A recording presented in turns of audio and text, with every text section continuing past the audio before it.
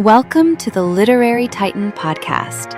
In every episode, we dive into a book we've just read and share our thoughts, from best-selling authors to rising literary stars. We read it. Now let's talk about it. I, Robot. Tessa follows Tesseract 256, Tessa, a female robot whose mind is populated by the voices of her programmers, each mirrored by a creature in her home aquarium. Tessa works as a cranial augmentation technician, moves through the city with her robotic dog Tucker, and keeps one foot, or one circuit, in the ordered world of duty. That order cracks open when she discovers a beaten, amnesiac man in a storm drain. Naming him Jorad, she becomes his guardian, and with the help of Tucker, a real dog named Larry, and a fierce creche girl named Molly, she's drawn into a mystery involving memory, military secrets, human cruelty, and the strange moral weather between organic and artificial life. I enjoyed Tessa's voice. She's precise without being cold, literal without being dull, and her attempts to understand humans give the novel much of its wit.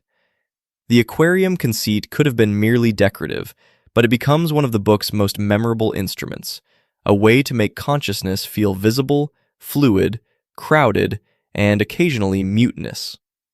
I liked how the story lets Tessa's intelligence be different rather than simply superior. Her mind isn't a shinier human mind. It has its own angles, lacunae, pleasures, and private music. I also found the emotional core of the book unexpectedly warm. The mystery has momentum, but the novel is strongest when it pauses for companionship. Tessa and Tucker communicating beyond speech, Larry recognizing goodness before anyone can prove it, Molly trying to be braver than her childhood should require, and Jorad building a self from fragments. The prose lingers and circles more than a thriller usually would, but I came to see that as part of the book's temperament. It's less interested in sprinting than in watching thought take shape, sometimes with elegance, sometimes with comic awkwardness, often with a peculiar tenderness. The target audience is readers of science fiction, mystery, speculative fiction, and philosophical sci-fi who like character-driven stories about identity, memory, and personhood.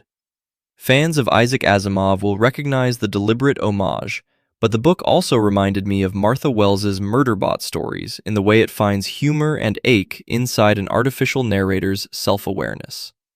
I, Robot Tessa is a thoughtful, odd, and quietly affecting novel about what survives when memory fails and what begins when duty turns into love. Thanks for joining us on the Literary Titan podcast. If today's review sparked your interest, be sure to pick up a copy of the book and experience it for yourself. If you enjoyed the episode, don't forget to subscribe, leave a rating, or share it with a fellow book lover. Until next time, keep reading, not just to escape, but to grow.